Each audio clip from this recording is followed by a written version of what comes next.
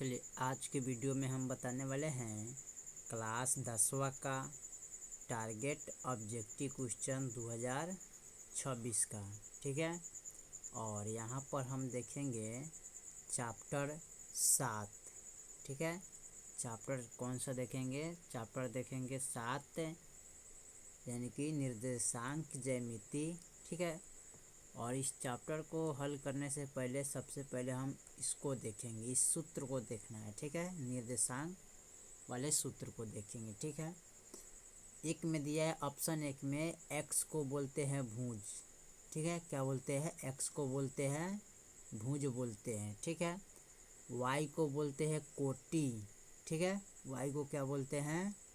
कोटि बोलते हैं। ठीक है, उसके बाद x को बोलते हैं क्षैतिज रेखा। ठीक है, इसको आप लोग ध्यान से याद करिएगा। x को क्या बोलते हैं? क्षैतिज रेखा बोलते हैं। ठीक है, और y को बोलते हैं ऊर्ध्वाधर रेखा। ठीक है, क्या बोलते हैं? ऊर्ध्वाधर रेखा बोलते हैं इसको। ठीक है, 5 में है x अक्ष पर स्थित बिंदु का निर्देशांक क्या होता है? तो x अक्ष पर स्थित बिंदु का निर्देशांक जो होता है ना, x, 0 होता है। ठीक है, क्या होता है? x, 0 होता है। ठीक है, y डैश अक्ष पर स्थित बिंदु। ठीक है, यहाँ पर यह y डैश अक्ष के स्थित बिंदु का निर्देशांक क्या होता है?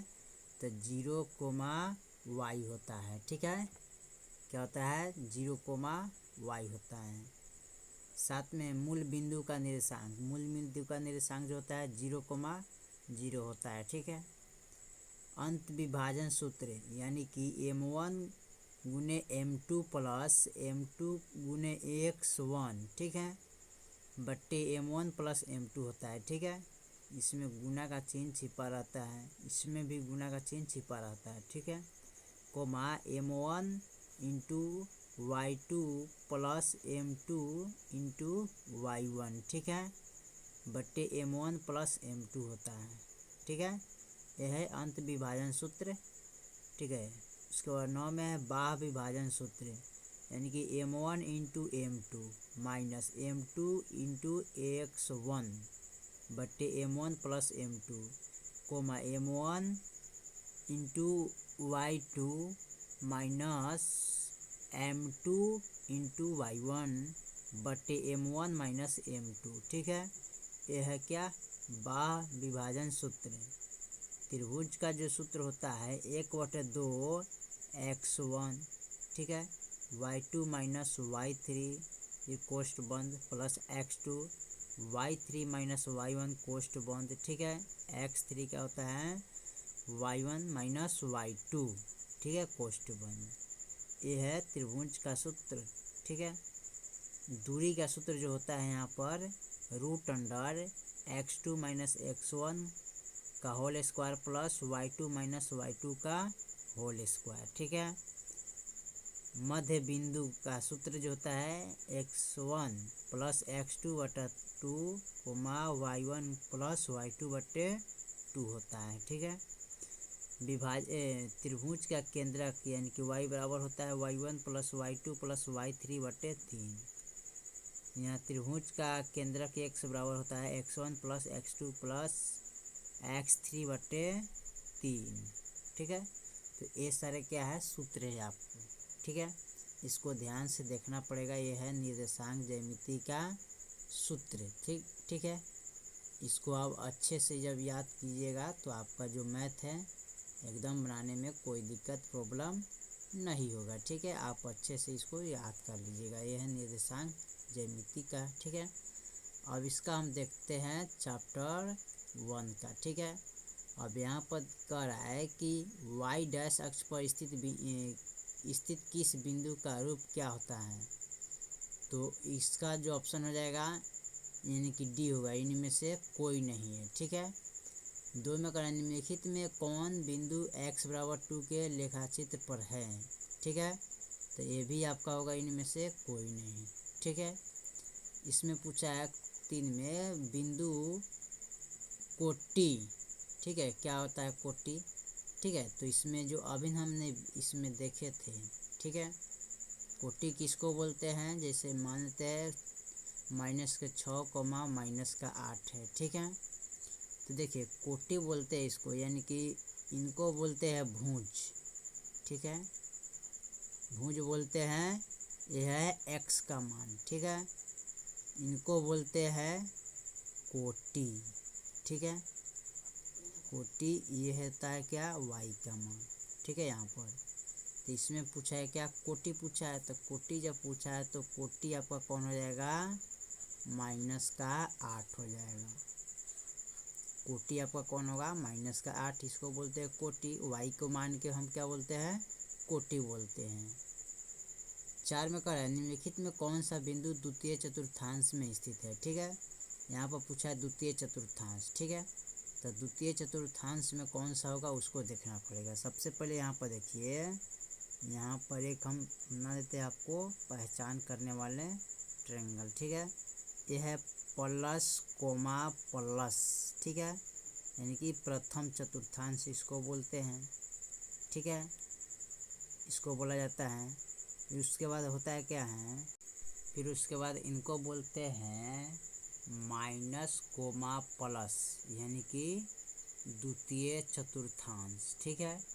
उसके बाद आता है माइनस कोमा माइनस, ये हो जाता है आपका तृतीय चतुर्थांश, ठीक है। उसके बाद आता है प्लस कोमा माइनस, यानी कि चतुर्थांश होता है, ठीक है, ध्यान देना है। इसको बोलते हैं प्रथम चतुर्थांश, इसको बोलते हैं द्वितीय चतुर्थांश, इसको बोलते हैं तृतीय चतुर्थांश, इसको बोलते हैं चतुर्थांश। प्रथम चतुर्थांश में होता है प्लस कोमा प्लस, ठीक है। द्वितीय चतुर्थांश में होता है माइनस कोमा प्लस, ठीक है। तृतीय में होता है माइनस कोमा माइनस, ठीक है। चतुर्थांश में होता है प्लस कोमा माइनस, ठीक है। तो इसी तरह आपको ध्यान रखना है, ठीक है। और यहाँ पर सवाल में पूछा है निम्नलिखित में कौन सा बिंदु द्वितीय चतुर्थांश में स्थित है। देखिए यहाँ पर द्वितीय चतुर्थांश, तो द्वितीय चतुर्थांश में जो होता है माइनस प्लस, ठीक है, क्या होता है माइनस प्लस, ठीक है, माइनस कोमा प्लस आता है, ठीक है। तो देखिए तो ये है प्लस प्लस, तो प्रथम चतुर्थांश हो जाएगा, नहीं होगा, ठीक है। अब इसमें चाहिए माइनस प्लस, ये भी देखिए ये है प्लस माइनस, ठीक है, क्या है प्लस माइनस, तो चतुर्थांश में चला जाएगा, माइनस माइनस ये तृतीय चतुर्थांश में चला जाएगा। तो आपका द्वितीय चतुर्थांश कौन सा होगा, ऑप्शन बी हो जाएगा, यानी कि माइनस कोमा प्लस 2, ठीक है, ये आपका द्वितीय चतुर्थांश में हो जाएगा। यानी कि 4 का जो ऑप्शन होगा -3 कोमा प्लस का 2, ये क्या है, ये है द्वितीय चतुर्थांश, ठीक है, चतुर्थांश। चलिए 5 नंबर देखते हैं, ठीक है। निम्नलिखित में कौन सा बिंदु x बराबर के 5 का लेखा चित्र पर है, तो इसका जो ऑप्शन होगा ना, इनमें से कोई नहीं दिया है, ठीक है। 6 में है कोटि, इसका पूछ रहा है, इसका क्या पूछा है, कोटि पूछा है। 6 नंबर जो सवाल है इसका कोटि पूछा है 7,10, ठीक है। तो अभी हम बताए थे यहाँ पर इसमें, ठीक है, उसी प्रकार यहाँ देखिए 7 जो है ना, क्या है, 7 है हमारा भुज, क्या है भुज, इसको भुज बोलते हैं x के मान को, ठीक है। यहाँ पर 10 क्या हो जाएगा, कोटि होता है, ठीक है, ये होता है y के मान। इसमें पूछा है कोटि, तो यहाँ पर लिख लीजिएगा कोटि बराबर, यानी कि 10 हो जाएगा, ठीक है। कोटि का मान क्या हो जाएगा 10, जो कि ऑप्शन आपका दिया है बी में, ठीक है। ऑप्शन क्या होगा बी। इनका जब पूछा था -8 3 का, तो इसका ऑप्शन हो जाता है कौन, बी, इसका भी ऑप्शन 3 होता है। चलिए यहाँ 7 नंबर सवाल कर रहा है बिंदु 3,-4 किस पाद में स्थित है, ठीक है, यानी कि पूछ रहा है किस चतुर्थांश में है, ठीक है। तो यहाँ पर 7 नंबर सवाल है प्लस का 3 और माइनस का 4, पूछा है किस पाद में है या किस चतुर्थांश में है। तो यहाँ पर देखिए प्लस माइनस किस में आता है, प्लस माइनस यानी कि चतुर्थांश में आता है, ठीक है।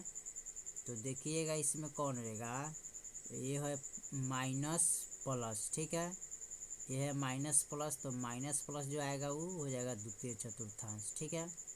माइनस माइनस तृतीय चतुर्थांश, प्लस माइनस, ठीक है। ये आपका हो जाएगा प्लस और माइनस, ठीक है।